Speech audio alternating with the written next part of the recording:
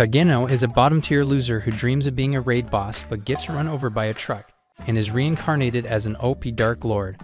With his new life, he pretends to be a weak, pitiful student. Look, that's him. No way, he's way too average. While he secretly builds a harem of baddies that help him take out the cult that threatens the world.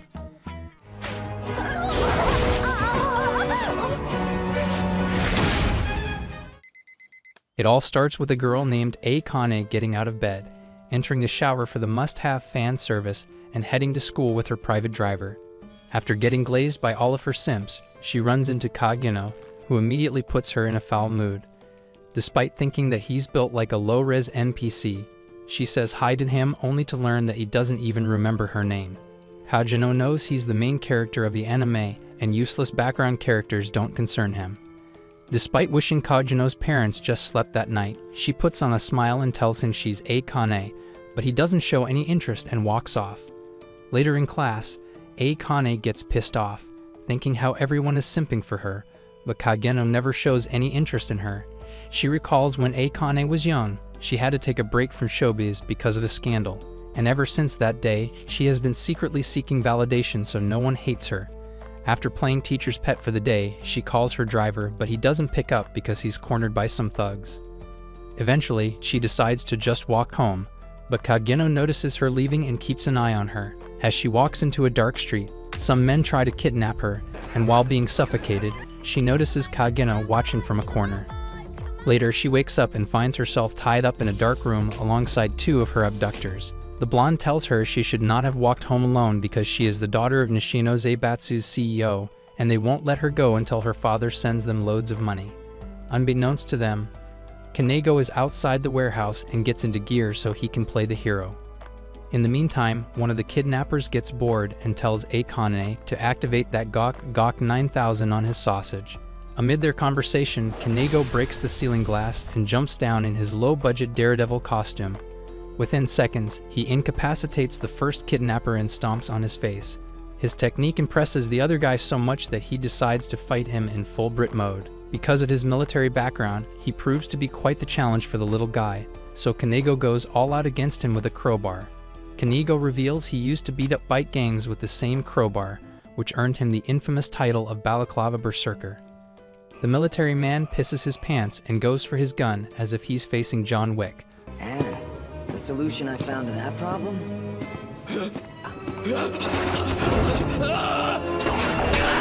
It's more effective! He then frees Akane from the ropes and disappears from her sight, but Kanego is still not impressed because he will never become the Eminence in shadow he struggles against ex-military. Later, Akane calls the police to sort things out, and her daddy makes sure this incident is kept hidden from the public. The next day, she goes to school with the same old smile and runs into Kanego, who gets her name right for the first time. She is shocked to see that he's finally looking at her face, unlike before when he would just look in her general direction. She wonders if Kanego is also hiding behind a mask like her, but she will never find out because a truck runs the guy over the next day, causing his early demise. Before dying, he recalls how he was a nobody in his real life, much like you guys, but became a vigilant when he put on the mask. Despite being very strong for an average guy, Kanego realizes that he's a filthy casual who can't dodge bullets if he's surrounded by armed men. Even if he were to survive that encounter, there is no way he could parry a nuke unless he's this guy. Luckily, Kageno was given a second chance at life in a new world where he not only has the power of magic, but also a harem of powerful baddies who'd get moist if he ever so looked at them, and he would use them to become the Eminence in shadow. I don't remember how it started. Like how everybody dreams of being a hero when they're a kid.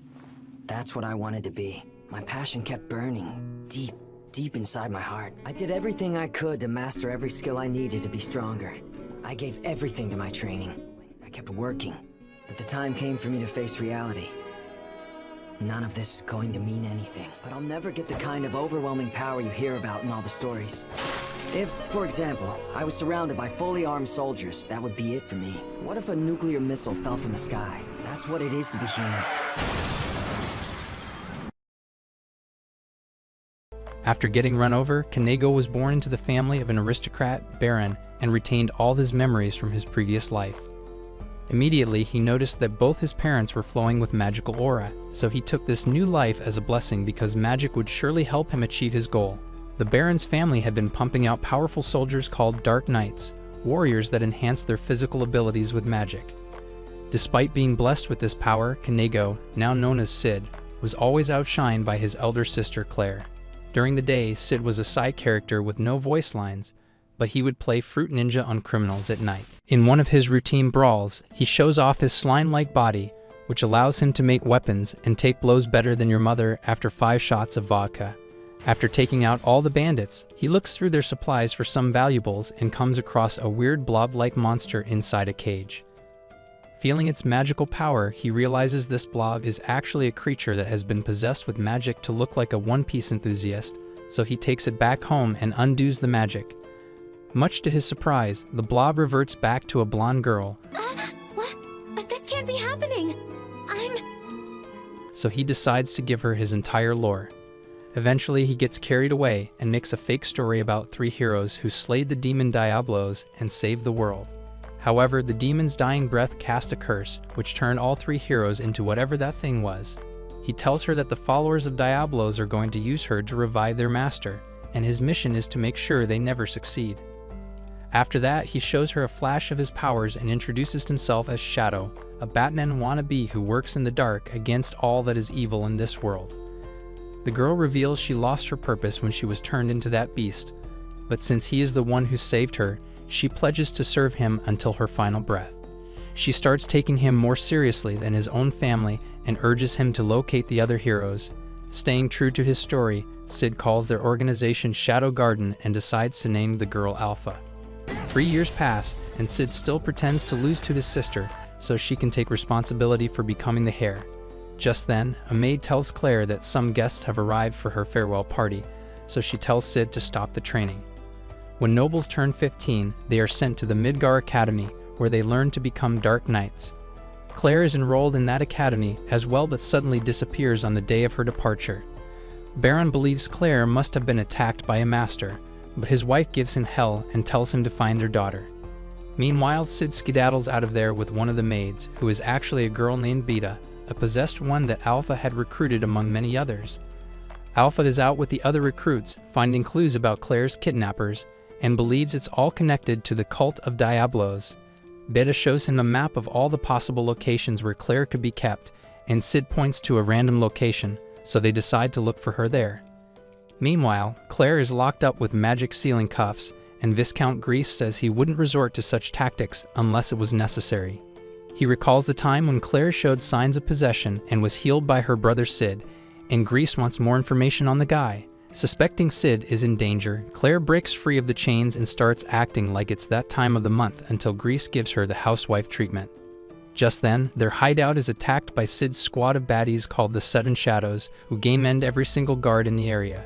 Grease asks them who they are, and Alpha introduces his group as Shadow Garden, whose sole purpose is to destroy the cult of Diablos.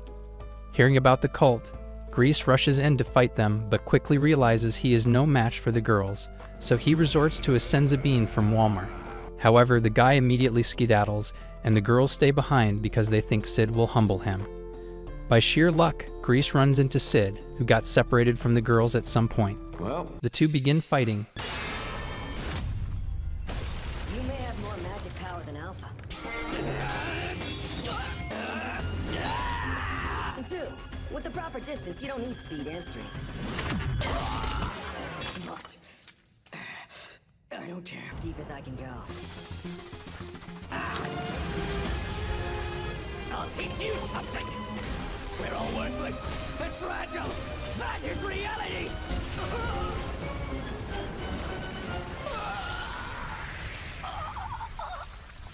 Of course.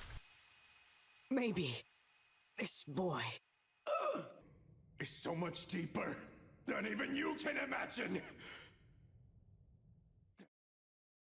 As he takes his dying breath, an amulet falls from his body, which holds the picture of his daughter Emilia.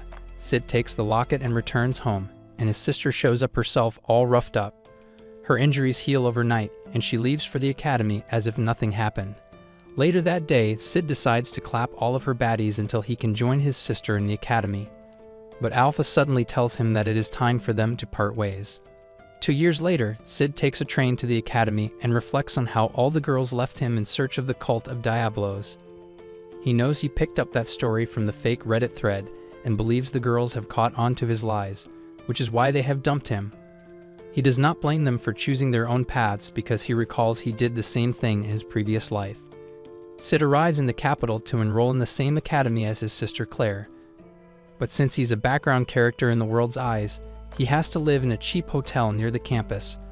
Months later, he meets his only 2 friends, one of which is a blonde named Skell, and the other is a badly drawn Connie from Attack on Titan, also known as Poe. The 3 of them take the train to the main campus every day, along with hundreds of low-life losers. Sid says they can get dorms if they become honor students, but his friends think he's just as weak as them and tell him to keep dreaming.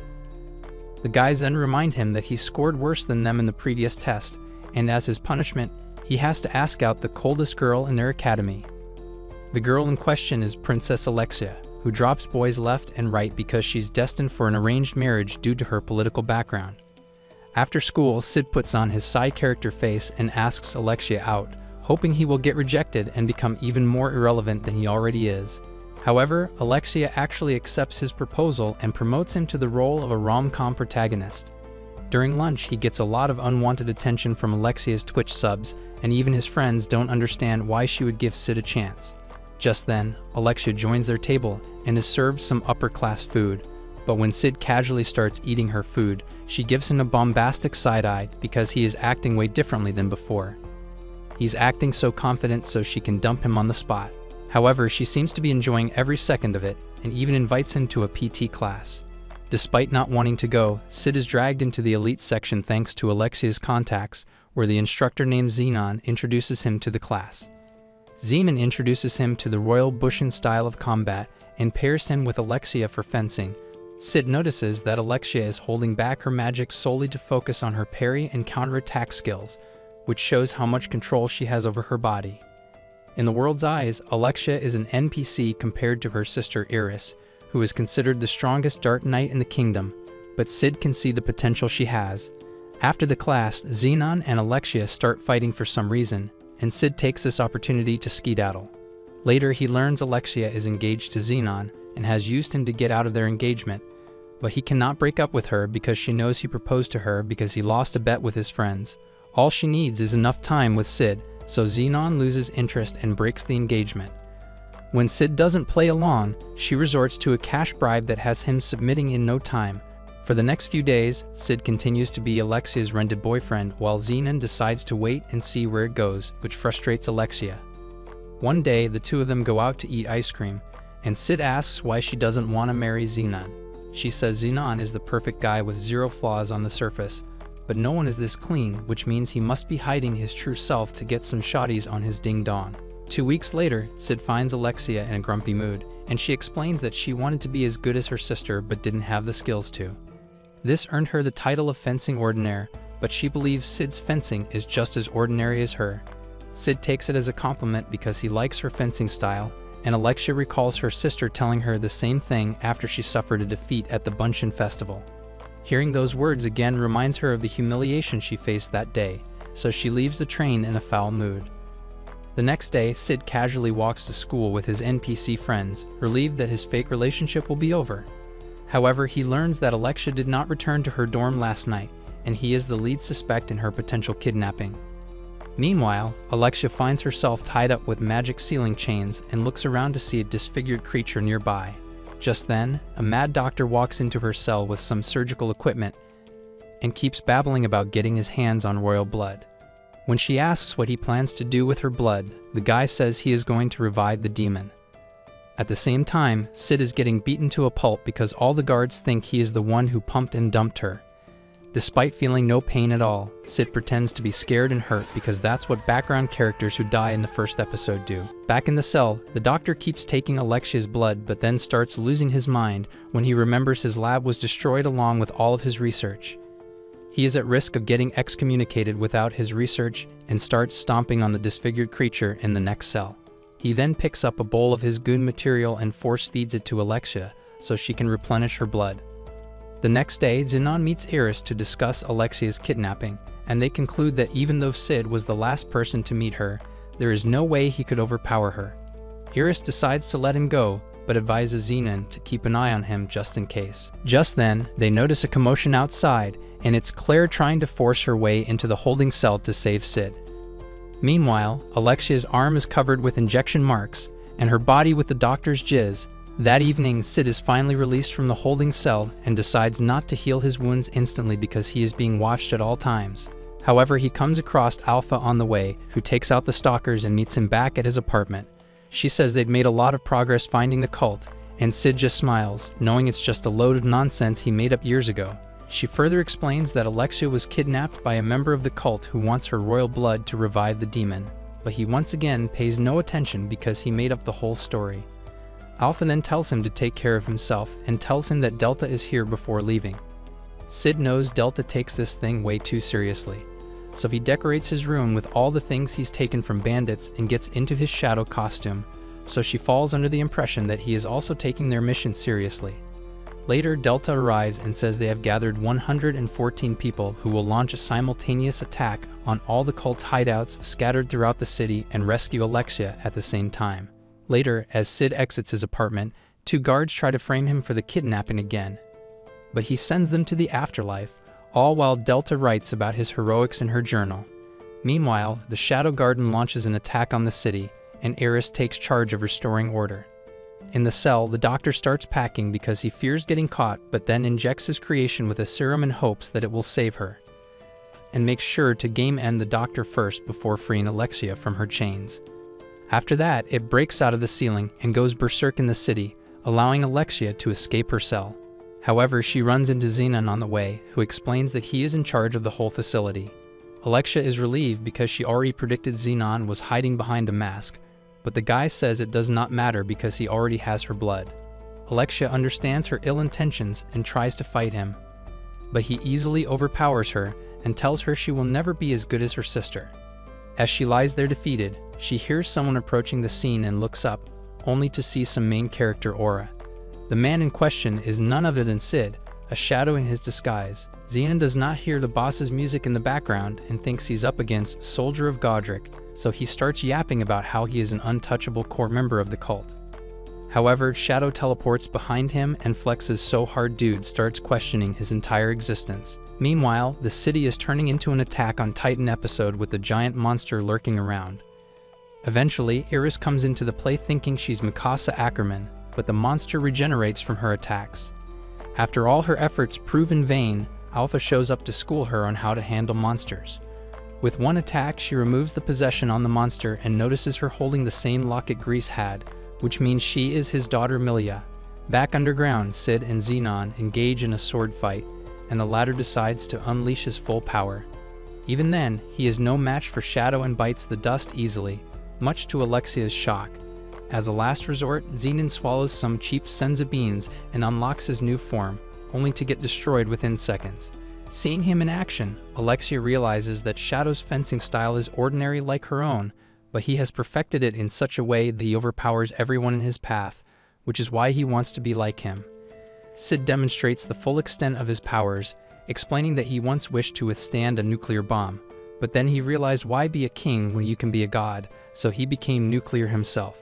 Sid then releases a full-blown nuclear explosion on the city, which creates a giant crater, leaving Alexia to rethink his entire life choices.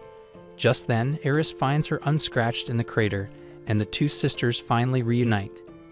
After the matter is solved, Alexia meets up with Sid and thanks him for complimenting her fencing style because she understands what she can achieve with it after seeing Shadow in action. She then mentions how Xenon got evaporated in the attack, which means she's single and ready to mingle, but Sid hits her with a I'm gonna go with a no. She gets so upset at the rejection that she straight up murders him in cold blood. Later, the Shadow Garden discusses the aftermath of their operation, but a more pressing issue has arisen. Turns out, some low-life club is pretending to be the Shadow Garden, so the ladies must catch them before they do something stupid in their name. Meanwhile, Iris briefs Marco and Glenn about the whole fuss about the cult of Diablos and the Shadow Garden. She also informs them that Xenon is a member of the cult, which means there are many more moles in their own ranks. She tells them to launch an investigation and shows them a magical artifact that is their only lead.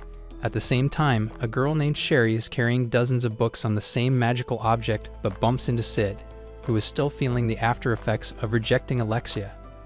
When the guy offers her a hand, she starts seeing unicorns and rainbows.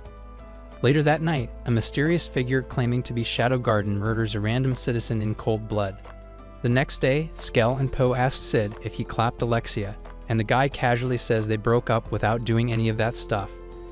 To help him get some shotties on their knees, Skell suggests they hit up a place called Mitsugoshi, a store that sells all kinds of stuff that can help their cause.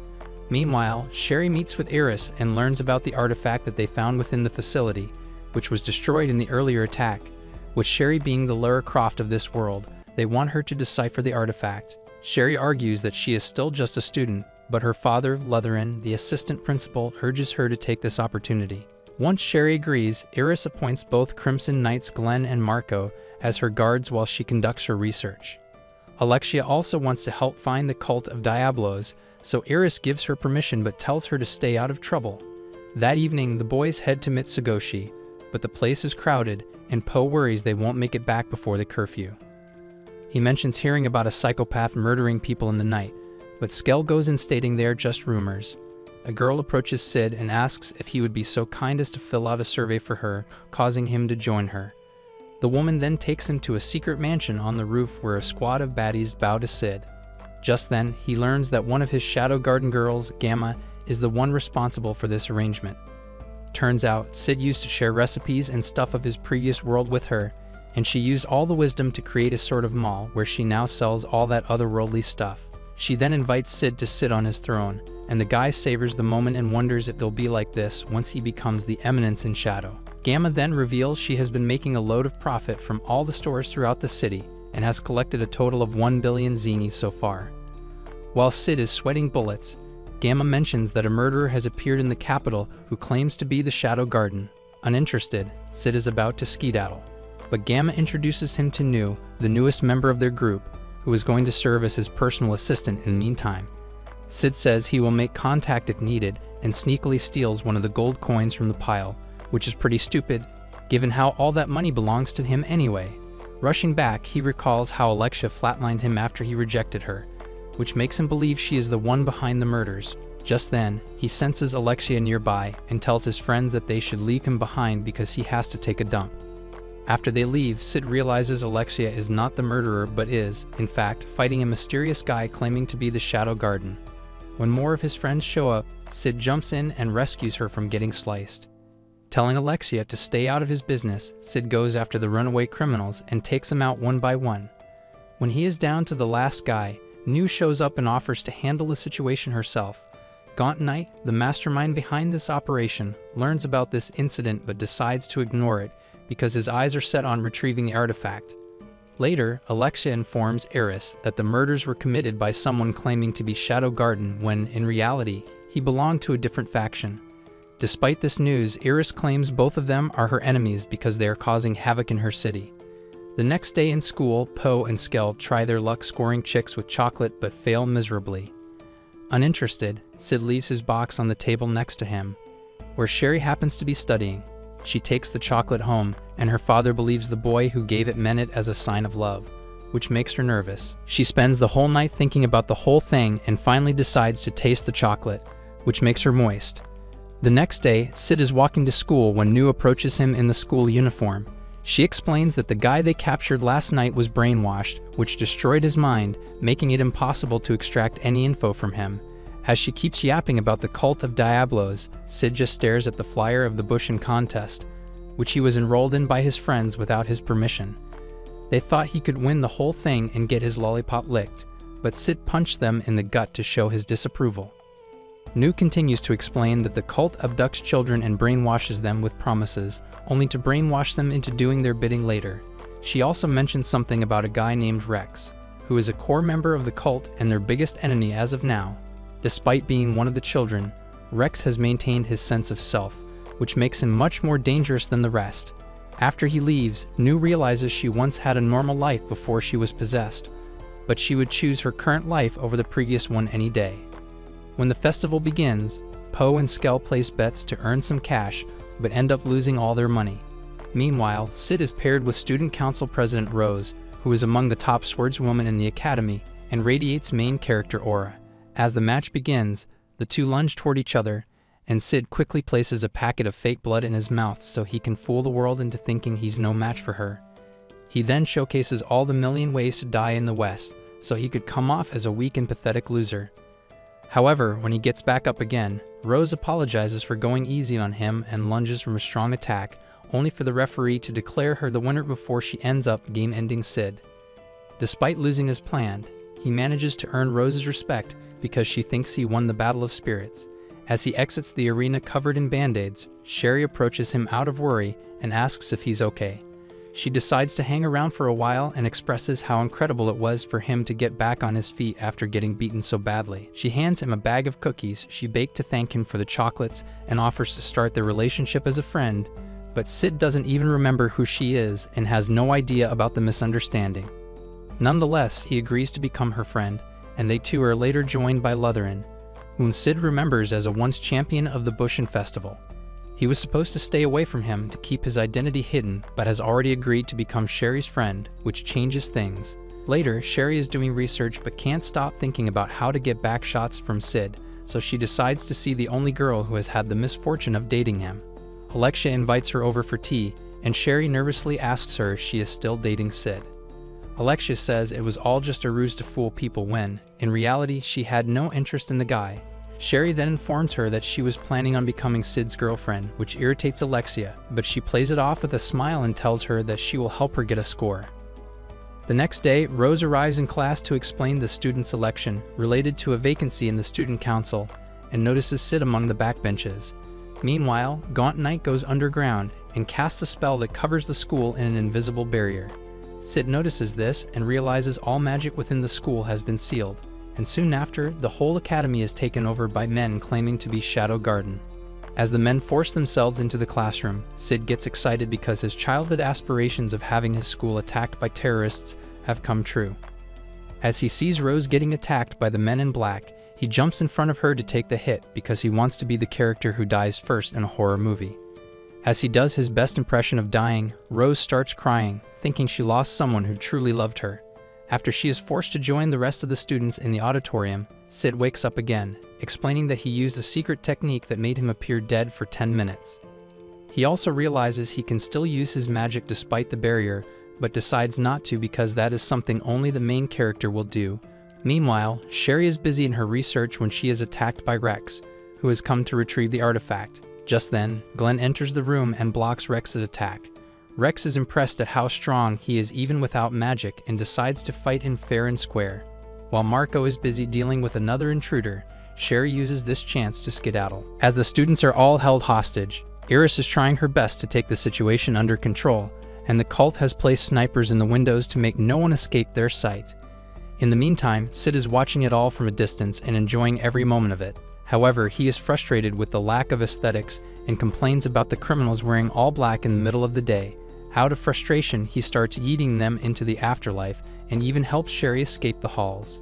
As she makes her way to the top, Sid keeps removing all the obstacles in her way without her knowledge. However, when she trips off the stairs, Sid appears and saves her from falling. The guy then advises her to watch her surroundings before she moves around and to take off her noisy slippers. In her father's study, she finds a book mentioning the Eye of Avaris, which is the artifact being used to block magic. Since the guys in black can use magic just fine, she believes the artifact allows them to use magic at only a specific frequency. It keeps absorbing all other magic inside itself until it overloads and releases it all at once, which will cause a big boom. She thinks the artifact is hidden somewhere under the auditorium and believes this other artifact is the key to disabling the Eye of Avaris. However, she left all the tools in the study, so Sid decides to fetch them for her.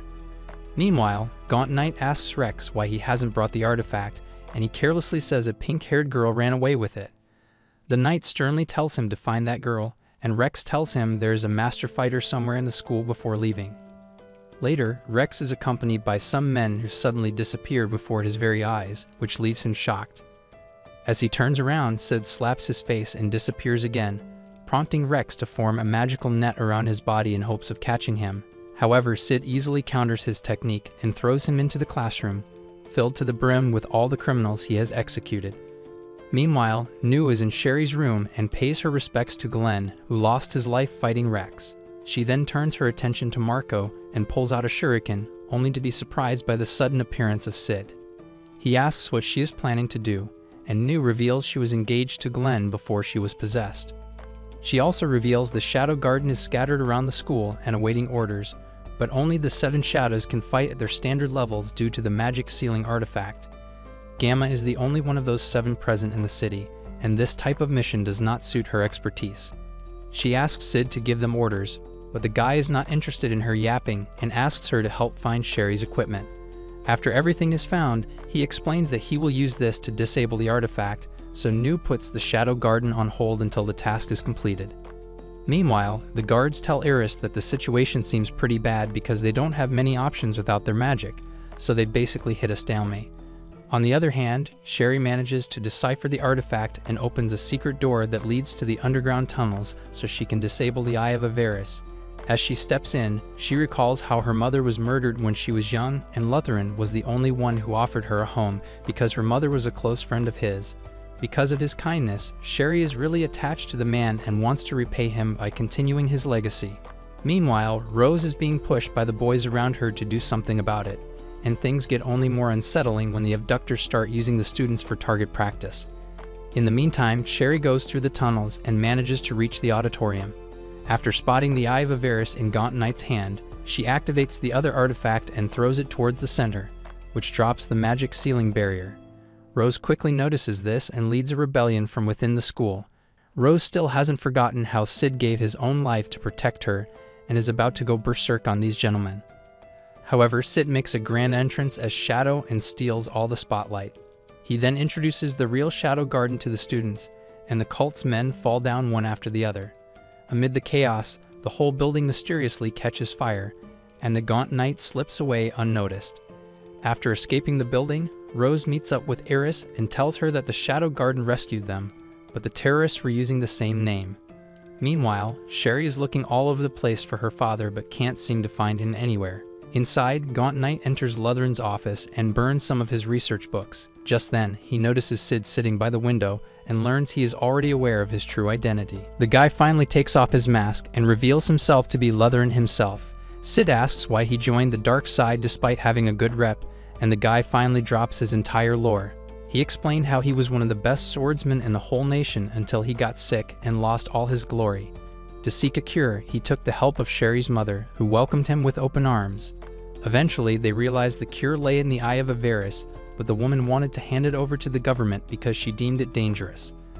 Lutheran couldn't risk wasting his life, so he murdered her in cold blood and took the artifact. Sherry never realized it was he who yeeted her mother and took over her mother's research without a question. After giving a hero monologue, Sid challenges him to a fight and gets flatlined in a single attack. However, he returns as Shadow, and Lutheran admits that he is currently at a disadvantage, which is why he resorts to using the Eye of Avaris to enhance his strength. Even at full strength, he is no match for Shadow but refuses to admit defeat. As he continues fighting, Shadow takes full control of the battle and stabs the guy in the heart, which not only causes his demise but also breaks the artifact. As Shadow coldly walks away, Sherry enters the room and only sees the aftermath of their battle. Shadow considers telling her about all the evil things Lutheran had done, but then decides it's best if she doesn't know. After the dust settles, Alpha reads the newspaper in which Shadow has been blamed for the chaos and painted as a criminal. Meanwhile, Sid meets up with Sherry again, who doesn't recognize him as Shadow. She thanks him for the help and reveals she will be studying abroad in Lagos. She says she needs to do something important, but when Sid asks what, she says it's a secret and leaves the academy. Since the campus is badly damaged, the students get an early summer break, and most of them head home. Sid, on the other hand, stays at the dorms and even receives a letter from Alpha, who asks him to come to Lindworm. Meanwhile, Epsilon, one of the 7 shadows, appreciates her bussy build in front of a mirror and recalls the time when she was rescued by Sid. The guy told her she could change her fate by using the power of his slimy body, but she used it to give her bigger melons. Meanwhile, Beta is in her study writing a rom-com story, but fails to cook anything good. Eventually, she decides to touch some grass but runs into Epsilon, who boasts her milk packs in her face and claims Sid has been eyeing them lately. The two start arguing over whom Sid wants to clap the hardest until Nu arrives and tells him that they're summoned by Alpha.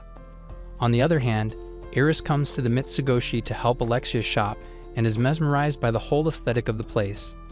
Turns out, Alexia is heading off to Lindworm as a special guest for the goddess's trial, but wants to use this opportunity to catch some criminals. Just then, Gamma personally welcomes them and offers them some otherworldly snacks. Alexia then asks her to show her some clothing, and Gamma pulls out a whole display of thongs. While Alexia is interested, Iris utterly rejects the idea because they are a little too spicy for her. In the end, Iris gets manipulated by Alexia into accepting the new fashion and buys a bunch of thongs for herself. Meanwhile, Rose reflects on the time when the school was on fire and she came across Sid, who appeared to be barely alive. She thinks he gave his life for her, so she accepts his love wholeheartedly and decides to give him sloppy toppies for the rest of his life. At present, Sid finds himself on a train to Lindworm, sharing a cabin with Rose, who has totally fallen for him. Sid wanted to take the train like a background character, but found Rose at the station, who tagged along and wouldn't take no for an answer. Sid is heading to the lands for the goddess's trials, and Rose believes he is a devotee of the goddess Beatrice, who is the inspiration behind these trials. While Rose wants to have Sid's babies, he believes she's trying to convert him to her religion and takes every chance to avoid her. Eventually he arrives in Lindworm, and Rose tells him a local legend about the hero Olivier, who severed Demon Diablo's arm and buried it somewhere in the surrounding mountains. As they continue, Rose spots a book fair by her favorite author, Natsume, and excitedly joins the line. In the meantime, Sid looks at some of her most popular books and realizes they are all plagiarized from famous comics and anime in his previous world. Sid believes someone else from his world must have been reincarnated as well and joins the line, only to learn that it is actually Beta. She was interested in literature, so Sid told her stories from his world, which she had turned into a business. Beta then hands him a signed book, much like every other person in line, and tells him that all the mission details lie in it. Meanwhile, Alpha visits the cathedral and finds the Archbishop's body hanging over Olivier's statue. She believes the cult of Diablos must have flatlined him for knowing too much and decides to uncover the truth tomorrow. In the meantime, Sid is watching the show from the top when he notices an assassin fleeing the scene. As he follows him into a narrow alley, the assassin attacks Sid but gets sliced up by Epsilon. She reveals the target was murdered by an executioner who went into hiding, but they are moving to Plan B to stop the cult. The next day, Sid gets himself a nice hotel and gets inside the hot spring, which is one of his favorite things to do. He enjoys the warm water with his eyes closed, but Alexia is also present and is panicking because she thinks he's going to open her chamber of secrets. She remembers their last encounter when she almost flatlined him for rejecting her. But it's all good because she's just a girl. Sid questions how the trials work, and she explains it's a fighting ritual that will be performed once the sanctuary gates open. Hundreds of fighters seek to fight the spirit of the heroes that reside in the sanctuary, but only a handful of people are given that honor. She also reveals she came here to hold an audit and question the Archbishop, but he is no longer in the picture. Changing subjects, Alexia purposely stretches her body in hopes that Sid will eye her, but finds it amusing how he doesn't care at all. To provoke him, she tries to make fun of his sausage by calling it mini, but Sid gets out of the hot spring and shows him that he's actually packing a Diddy and Drake down there. The guy then makes a dramatic exit from the hot spring, leaving Alexia wet in more ways than one. Before the trials, the new Archbishop explains that Goddess Beatrix gave her powers to hero Olivier so he could defeat Demon Diablos, who then severed the demon's left arm and sealed it in the sanctuary. Before coming here, he told Alexia that she could not hold an audit because the church is busy looking for the guy who murdered the previous Archbishop. Alexia believes something is sussy and wants to go back so she can return with proper authorization from her father. However, that will take days and all the evidence of corruption will be erased by then, so she is running out of options. As the trials begin, some NPCs discuss how winning them will grant heroes a medal, which they can use to enter any knightly order of their choice. One after the other, warriors from all over the world call out the spirits for a battle but get no response from them. After waiting for hours and hours, Sid gets bored and wishes he had enrolled in the trails so he could show off his skills as Shadow to the world. He also realizes he hasn't met Alpha ever since he got here. Just then, he hears the announcer calling his name and realizes he has to show up or he will be expelled from the academy. With no other options, Sid takes his shadow form and enters the arena, shocking the whole stadium. Just then, a spirit from the sanctuary answers his call, and Aurora, the Witch of Calamity, appears before him. The Archbishop also explains that Aurora is the most powerful witch in history who has caused chaos and destruction in the world, and Shadow is as good as dead. However, Alexia believes Aurora showed up only because she deemed him a worthy opponent, which means their battle will be legendary. As the two engage in combat, Aurora covers the whole arena with blood spears, but Shadow easily dodges them. He looks at the witch in admiration because he has finally met a strong opponent after a long time. However, this Aurora is merely a fraction of what the real witch was like, so Sid quickly finishes her off and disappears, wishing that he could fight her at full strength. Shadow then disappears from the arena, but the barrier is broken and a giant magical door appears in the middle. Alpha is watching this from a distance and comments that the Sanctuary has answered Shadow's call. Meanwhile, Sid watches from a distance, content that everyone will only be talking about Shadow and not him. Despite being intrigued by the door, he decides he's too cool for it and walks away, only for the door to follow everywhere he goes. Eventually, he gives up and enters the door. Back in the arena, the Archbishop is shocked to see that the cathedral responded to Shadow and goes on to explain different kinds of doors, including the forbidding door, the beckoning door, and the welcoming door. Since such a thing has never happened before, he tells the guards to empty the stadium and cancel the event. After only Rose and Alexia are left, the Shadow Garden makes a grand entrance, and Alpha tells the girls to behave until the doors close. Alexia is on her guard but doesn't dare unsheath her sword because she knows Alpha is even stronger than Eris. Leaving Epsilon to handle matters in their absence, the Shadow Garden approaches the door and enters it. Epsilon then pretends to apprehend Gamma and even the Archbishop, but the Baldy calls upon an assassin named Venom, who catches her off guard.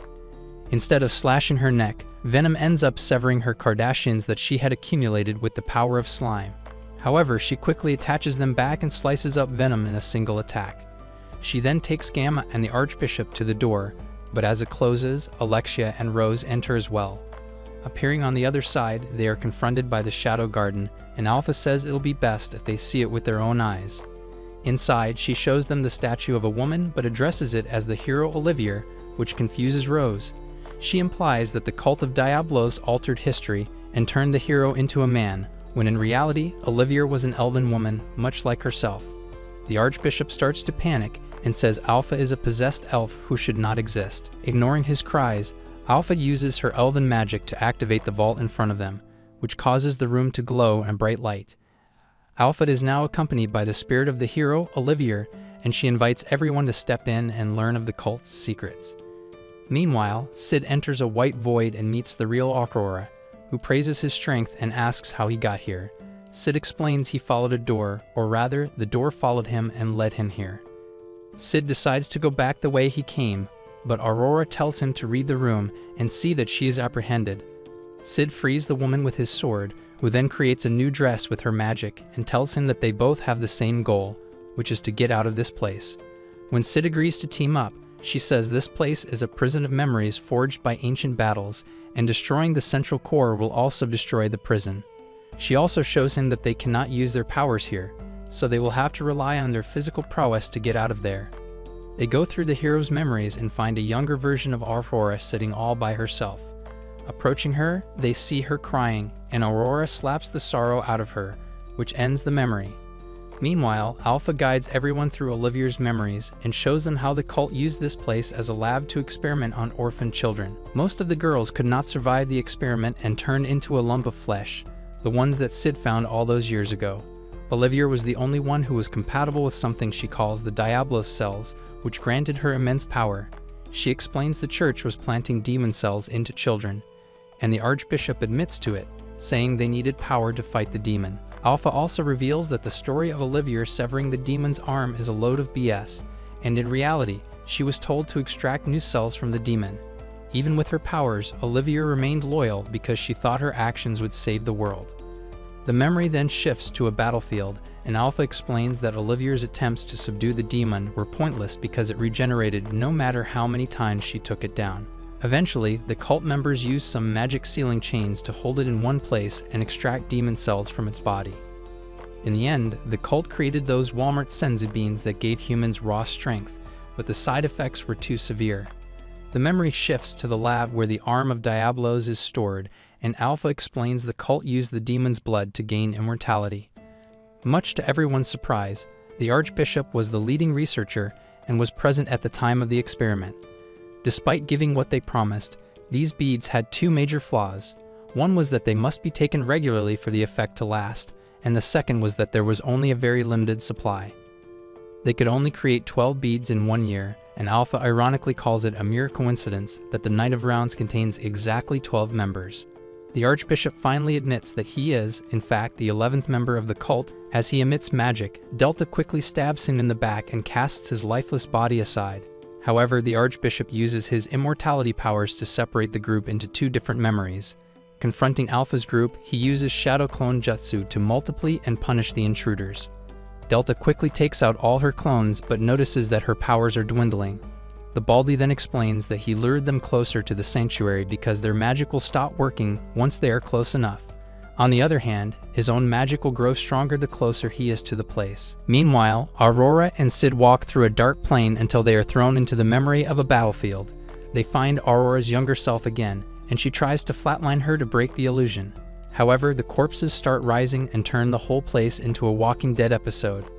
On the other hand, the rest of the Seven Shadows find a library that materializes thanks to their memories. In there, they find books that show them what their life would have been like if Shadow never rescued them. They use the newly invented cameras to take pictures of them. Just then, their dresses start melting, and Epsilon concludes that the closer they are to the sanctuary, the weaker their magic gets. Just then, Epsilon's dollar store honkers just hit the floor, but everyone pretends to see nothing because they don't want to see her toddler tear meltdown. On the battlefield, Aurora and Sid are playing Call of Duty Zombies, but after clearing the stage, Sid game ends the crying Aurora, which teleports them into a different room. Sid notices a sword at the end of a room, and Aurora tells him they have arrived at the center of the sanctuary. Meanwhile, even without most of her magic, Delta is slicing up the Baldy's clones like a psychopath.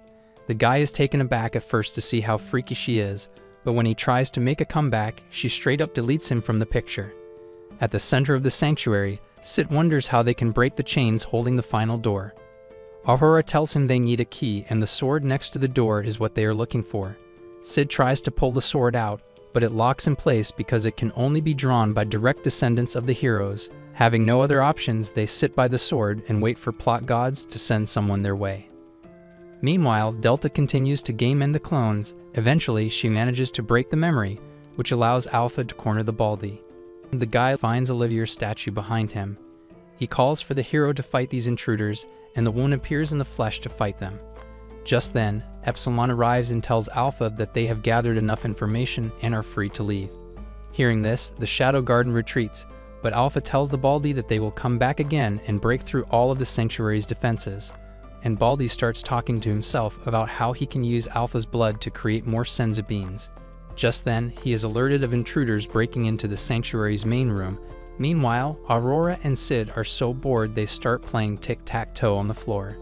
Sid asks what will happen once they destroy the core, and Aurora says she will be set free because this is just a prison of memories.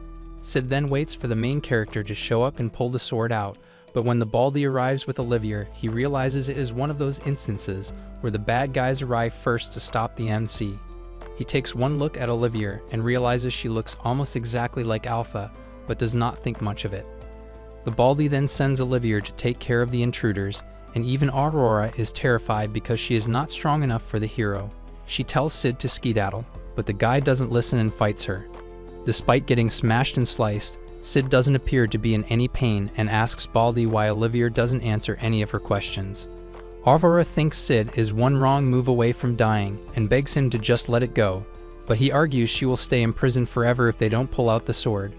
Aurora says he doesn't need to do anything more because he's already given her amazing new memories. She even agrees to cooperate with the cult in exchange for Sid's safety, but the guy keeps provoking him until he orders Olivia to uninstall his life subscription. Olivia stabs him with her sword, but the guy bites the flesh out of her neck and makes her goon so hard that her body shatters. With the elf baddie gone, Sid starts approaching the Baldy, but he starts begging for mercy. However, it was all a ruse to catch Sid off guard and summon a whole rave of different copies of Olivia. The guy takes one swing and shatters them all. The Baldy cannot believe he can use magic at the core of the sanctuary, and Sid vaguely tells him he's figured this out. The guy summons more Olivias to fight him, but Sid finally unleashes his full strength and goes nuclear on the place. Just like before, a huge explosion takes place which destroys the sanctuary, and Sid has a vision of the arm of Diablos getting freed from the chains. Later, he wakes up in Aurora's lap in the nearby forest, and Aurora reveals she will disappear soon because she's just a memory.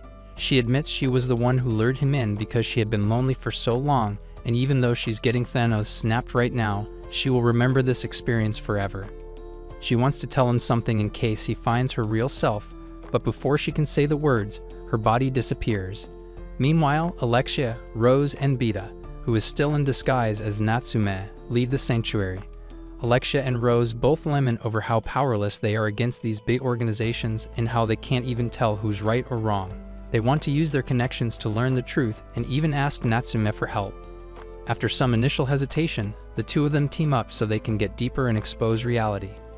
Later, Alpha meets up with Epsilon, and they discuss how both the Sanctuary and the Holy Sword were vaporized after Sid's nuclear explosion. They also talk about a very important discovery they have made on this trip. Aurora also goes by the name of Demon Diablos.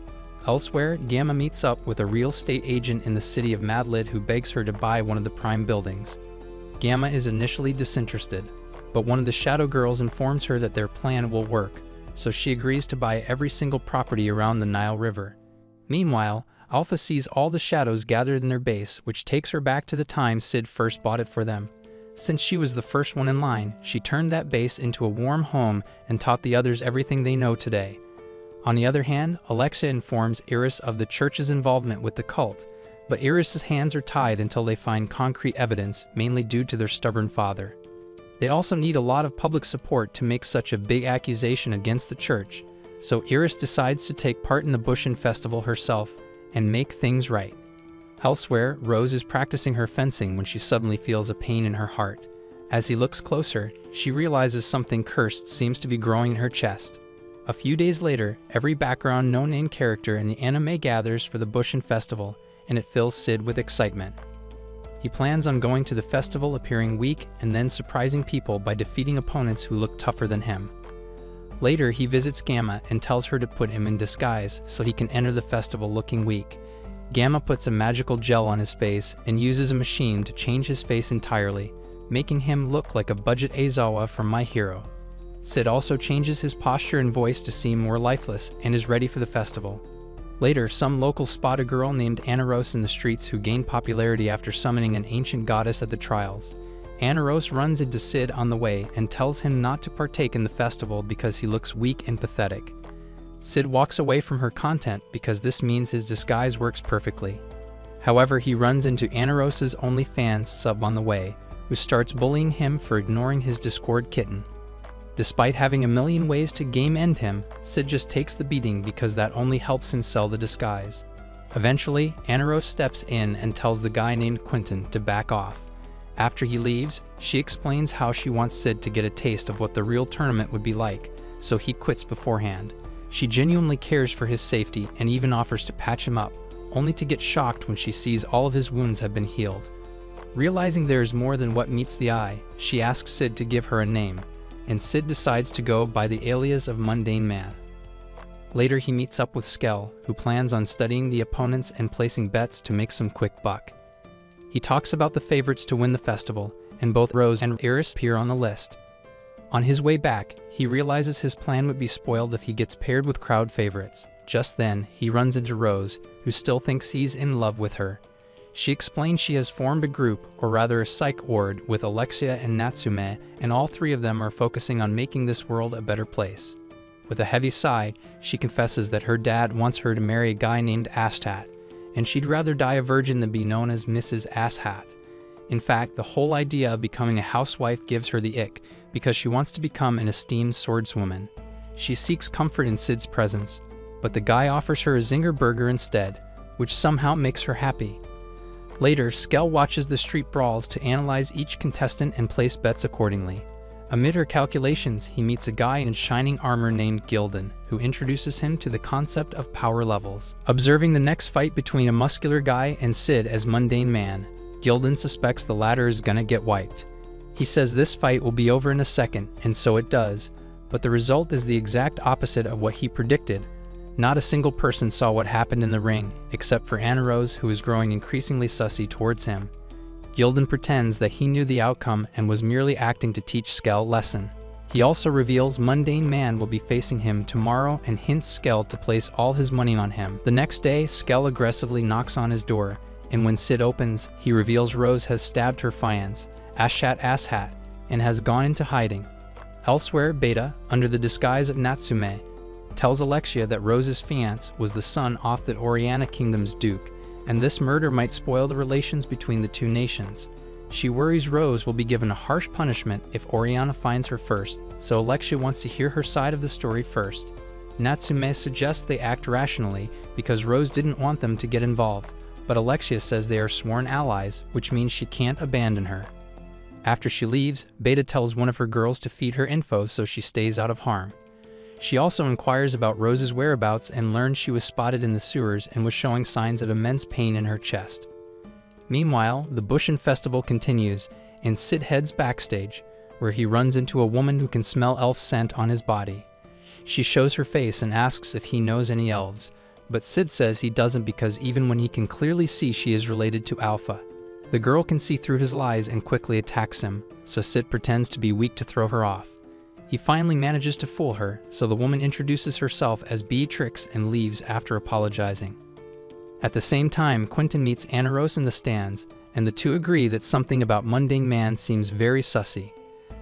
They talk about the match he participated in yesterday, and even though Anaros could not see his movements, she was able to see Sid's right hand move right before his opponent fell. Just then, Gildan appears on the stage, and Anaros says he's an undefeated warrior who never participates in matches unless he is 100% sure about his win.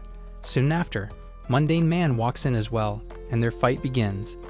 Gildan immediately goes for the neck, but Sid dodges his attack so fast no one in the crowd sees what really happened.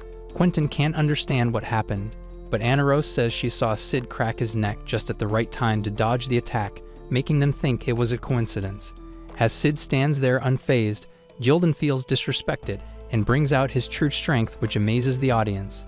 However, just like before, Sid does something and defeats him without the crowd seeing anything. Once again, Rose claims Sid sneezes just at the last second, which causes Gildan to crash into his sword, but Quentin thinks she's lost her mind and leaves the arena in frustration. Meanwhile, contrary to what the reports say, Asshat Asshat is alive and well, but Rose is still being charged for his murder. This naturally pisses off Eris, but she has to follow protocol because Asshat has brainwashed the Oriana King, who happens to be Rose's father. The next day, Mundane Man beats Quentin without attacking and advances to the next round. However, his next opponent is Anaros, so he's gonna have to pull a different trick to beat her. On his way back, he runs into Anaros, who gives him a warning, claiming he can't beat her like he beat the others. However, Sid drops his weights like Rock Lee against Guerra, and says he has been holding himself back, much to her shock. Meanwhile, Rose is being chased into the tunnels by guards, but manages to slip away without flatlining them. The next day, Sid struggles to imagine his dramatic power reveal for the Bushin Festival when Skell arrives at this door with a get-rich-quick scheme, which involves turning in Rose for her bounty. Initially uninterested, Sid sees his sister Claire visiting and decides to go with Skell to avoid her. As news of Rose's fugitive status spreads, Sid wonders why she stabbed her fiancé. While wandering the city, he hears a piano performance and recognizes the music. Recalling his past life, he remembers he was forced to learn piano but started appreciating it once he realized it was a free card to avoid talking to normies. On top of that, he realized that piano suited his style of shadow, and he felt cool knowing that he could give background music to his own battles. He investigates and learns that Epsilon is the pianist who has used the music Sid unknowingly taught her to become a famous composer. Later, she confirms playing the song called Moonlight Sonata because it is her favorite piece from Sid's lessons. Sid realizes she plagiarized his teachings but is pleased that she enjoys it. She also mentions she's won several awards and has been invited to Oriana to perform, but Sid remains unfazed. He asks her about Rose's location, and Epsilon shares that Rose is likely hiding in tunnels beneath the royal capital. Meanwhile, Beta meets Alexia to discuss suspicions that Asshat is working with the cult. Alexia also mentions that King Oriana seemed disturbed and lost, but suspects it might be because he is in shock. As they head into the tunnels, suspecting Rose may have escaped through them, Alexia is determined to gather evidence while Beta pretends to worry about getting lost. Deep in the tunnels, Rose suffers from signs of possession and reflects on her encounter with her father in Ashat. Realizing the king and his entire council were under mind control, she attacked Ashat but was framed as a traitor. Ashat demanded her surrender before the Bushin festival, or he would force her father to kill a guest. Desperate and conflicted, she wandered off into the tunnels and started thinking if surrendering would have prevented war. As her condition worsens, she dreams of a peaceful life where Sid opens her chamber of secrets, but sees it as an impossible fantasy. Suddenly, she hears Moonlight Sonata echoing through the tunnels and follows the sound to its source. Eventually, she finds Shadow playing the piano in an abandoned hall. After applauding his performance, she confesses her helplessness and failure to protect her loved ones. Shadow offers her power, stating true strength lies not in one's abilities, but in one's resolve. Rose accepts the offer, and his magic frees her from possession. Soon after, the cult assassins arrive, but Rose, now with her own boss music, effortlessly defeats them while admiring Shadow's power as a guiding light. Sensing the battle, Alexia and Beta rush toward the scene and find Rose. Rose declares she has gained strength and will follow her chosen path. Alexia asks her to spill the beans, but she refuses to explain further to protect her. Enraged, Alexia challenges her, but Rose easily overpowers her and knocks her out. Beta, being a member of the Shadow Garden, understands Rose's resolve and wishes her success, believing they may reunite in the future. After Rose leaves, she also questions whether Shadow's decision to grant Rose power was intentional or not. Back at the concert hall, authorities investigate the mysterious disappearance of the piano. At sunset, Sid returns to his dorm with a big smile, admiring his performance as Shadow and enjoying the stolen piano as a trophy. However, Claire greets him with a fake smile, and the guy prepares himself for a beatdown. Later, Claire chokes Sid in his room, and the guy gets excited probably because he watches too much family therapy. Claire complains about him repeatedly breaking promises, particularly skipping their summer vacation. The woman keeps choking him to see how long he can last without air, but Sid tells her choking actually stops blood flow instead of air. She hands him a VIP ticket to the Bushin Festival and demands he watch her as she represents their school. Meanwhile, Alexia revisits Natsume's former residence but finds she has moved abroad to do some research. Left behind is a dossier detailing relationships between the Oriana Kingdom, the church, and business enterprises. Annoyed, Alexia refuses to accept pity, gripping her sword as fireworks signal the next day of the Bushin Festival. At the stadium, Sid arrives at his VIP seating and is surprised to find himself next to Iris, who recognizes him as Claire's brother.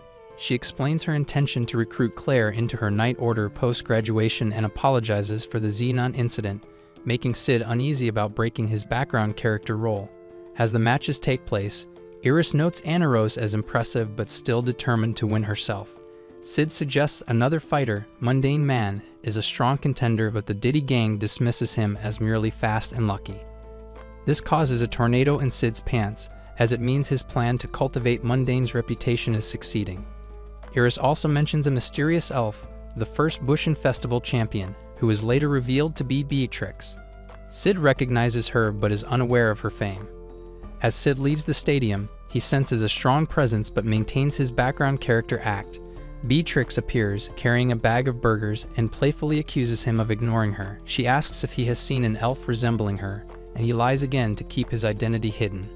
They briefly bond over exchanging burgers before parting ways. In the VIP seating, Ashat takes Sid's seat beside Iris, and she immediately goes into a foul mood because his breath smells like rotten garlic. He plays off their interaction as friendly, calling his issue with Rose a lover's quarrel and claiming Rose will return soon.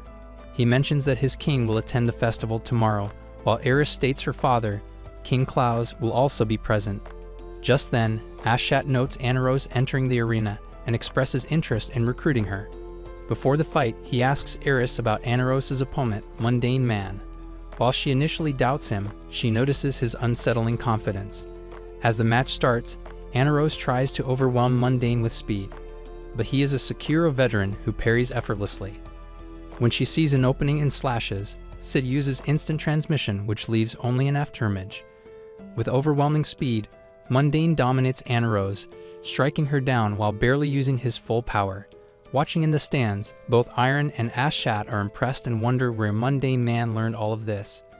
Ashat then notes that Iris will face Mundane next and questions if she's got what it takes. Eris acknowledges his opponent's swordplay's beauty overpowers hers, but insists that pretty privileges don't get you anywhere in fights, which means he's been hiding his true strength. Ashat orders an investigation into Mundane, concerned about his possible ties to the lawless city. Later, Anna Rose finds Mundane and acknowledges her complete defeat. She thanks him for making her touch grass and invites him to serve in Velgaltha's government, but he declines, saying such a path is too bright for him. She promises to continue her journey and hopes to meet him again. The Bushin Festival continues with Eris obliterating her opponent, leaving a crater and disintegrating her sword from the sheer magic overflow. Just then, she notices Beatrix and follows her outside, where Beatrix offers her a burger for comfort, which Eris declines. At sunset, Cid feels satisfied with his stylish swordplay, having achieved 70% of his plan. Considering his next move, he debates between winning outright, disappearing after defeating Eris, or taking a villainous route as a shadowy assassin. Returning home, he finds Claire, who asks if he had fun watching her fight. Meanwhile, Rose, hiding in the Midgar Academy's ruins, dons a clean uniform and clings to a burger wrapper from Cid for motivation. Staring into a broken mirror, she steels herself for her next move. While practicing, Eris recalls her accolades, including winning the Bushin Festival, and yet doubts plague her mainly because her father refuses to let her investigate the divine teachings. Swearing to prove herself, she practices even harder, but she is still not 100% confident. During the Bushin Festival finals, Cid enjoys VIP treatment with Eris, who is free from official duties because she has a match today. Their moment is interrupted when Beatrix, the goddess of war, arrives and asks the crowd if they've seen her niece. Cid is happy to play his background character role in this scenario, but gains all the attention when Beatrix says Cid is stronger than he looks. Meanwhile, Ashat drugs King Oriana and masks the scent to avoid suspicion. Confident Rose will try to save her father. He plans to use the king to assassinate Midgar's ruler and spark a war. However, he worries about Mundane Man's unknown origins and stations Klut's third children to monitor the arena. Arriving at the VIP section, Beatrix offends him by stating that he has stinky feet, but Eris intervenes and reveals she is her guest. Realizing Beatrix's immense strength and heightened senses, Ashat reconsiders his plans and hopes Rose's appearance will keep everything on track. As Eris prepares to fight Mundane Man, she feels the support of her kingdom but doubts herself because she cannot sense his strength. When the match begins, she sees an attack coming for her neck and instinctively retreats, only to find herself unharmed. She then realizes Cid's skill allows him to manipulate her perception, so she charges at full power, but Mundane proves he never even drew his sword. With a swift move, he pins her down, which leaves everyone in the crowd in shock. As Eris admits defeat, Ashat is watching from the stands and cannot believe she lost without making a single move. As Eris's father departs, Rose appears in the VIP section just as Ashat predicted. He introduces her to a drugged King Oriana, and Rose apologizes to her father for what she is about to do. Despite being in Ashat's control, Oriana forgives her daughter, allowing him to rush in and take his life. Following that, Rose puts a sword at her own throat and reveals this was her final act as the Princess of Oriana. But before she can delete her save file, Mundane Man intervenes and takes out Ashat's guards. He then transforms into Shadow, but Rose remembers him as Bandit Slayer, who once saved her from a group of thieves. Ever since that day, Rose has been secretly simping for him, but now that she knows his idol is also the guy who gave her power, she decides to live and continue fighting. After acknowledgement from Shadow, Rose flees the scene, and Ashat asks the surrounding folks to help him. Beatrix seizes the opportunity to fight Shadow, and their clash is so intense it shatters the VIP section, forcing Ashat to flee while their battle continues outside. Meanwhile, King Klaus Midgar is informed that Shadow's fight may leave the stadium and that Ashat is fleeing toward Oriana Kingdom. King Klaus orders the return of King Oriana's body, despite knowing it could spark civil unrest. Meanwhile, Eris is enraged by Shadow's appearance and retrieves an ancient sword from the wrecked VIP seating. On the stadium rooftop, Shadow tests Beatrix's skills by effortlessly shifting his presence and evading her attacks. Eris joins the fight, wielding her newly acquired fire-infused blade. Though Shadow finds it amusing rather than threatening, he engages both opponents and easily counters their attacks. Meanwhile, Rose escapes to an alley and contemplates whether to return home and support the anti-Chancellor faction. Just then, Alpha appears and offers her a choice to join Shadow Garden. When Rose asks if they intend to save the Oriana Kingdom, Alpha states that they will not intervene unless Rose proves herself. Having no other choice, Rose accepts and is granted a slime bodysuit to escape. The battle between Shadow, Iris, and Beatrix escalates across the city, reaching a construction site where Shadow uses crowbars to block their attacks. They continue fighting atop a moving train, with Shadow taunting them while twirling the crowbars. Iris demands to know his true identity, but he responds mockingly in his mundane man voice. On a clock tower, Beatrix adapts to Shadow's techniques, allowing her to counter his surprise attacks. He praises her skill, but suggests she learn proper magic. Meanwhile, Iris attacks wildly but is easily overpowered. She proposes a coordinated attack with Beatrix, but Shadow effortlessly counters, suplexing Beatrix into Iris before stomping both into the ground. When they struggle to rise, Iris declares that the entire kingdom has mobilized against Shadow, insisting he has nowhere to run. In response, Shadow laughs maniacally before expanding his magic to envelop the royal capital, leaving Iris and Beatrix in shock. Floating above them, he plans on hitting the whole capital with a Shinra Tensei. However, rather than unleashing destruction, he flashbangs the entire city and leaves them with a clear day. Accepting her loss, Beatrix sheathes her sword, while Iris collapses in frustration. Elsewhere, Sherry, who is now obsessed with revenge, reads a newspaper that paints Shadow as a villain who was repelled by Iris and Beatrix. Her room is filled with his wanted posters and swears to avenge her father. Meanwhile, in Oriana Kingdom, Ashat desperately seeks forgiveness from Mordred, his superior in the cult. Ashat apologizes and insists that Rose will return because the nation of Oriana does not have a king. At the train station, Beatrix prepares to leave and advises Iris not to dwell on her defeat, as many forces in the world are beyond mortal power. Meanwhile, the knights continue their hunt for Shadow as Gamma utilizes Mitsugoshi to rebuild the capital. Shadow Garden members, including Nu and Beta, deduce that Shadow is using the chaos in Midgar to distract from events in the Oriana Kingdom. Ita has also developed a communication system for Shadow Garden's personnel in Oriana. At Mitsugoshi, Rose and Alpha gather supplies before traveling into the mountains. Rose is surprised to learn that Shadow once fought and defeated the Mist Dragon, earning the title of ruler over the region. Alpha then introduces Rose to Shadow Garden's secret headquarters, the ancient city of Alexandria, where she is assigned to Lambda for training. To symbolize her transformation, Lambda orders Rose's clothing destroyed, including the cherished burger wrapper from Sid, causing her to wail in despair. Back in the underground ruins, Shadow plays Moonlight Sonata, once more as feathers drift around him. He reflects on how everything has gone according to plan, but the hour of awakening approaches. After finishing his performance, he leaves as a single black feather settles on the piano keys. That's it for this video. Don't forget to like, subscribe, and turn on post notifications to see more recaps like this. Thanks for watching. We'll see you in the next one.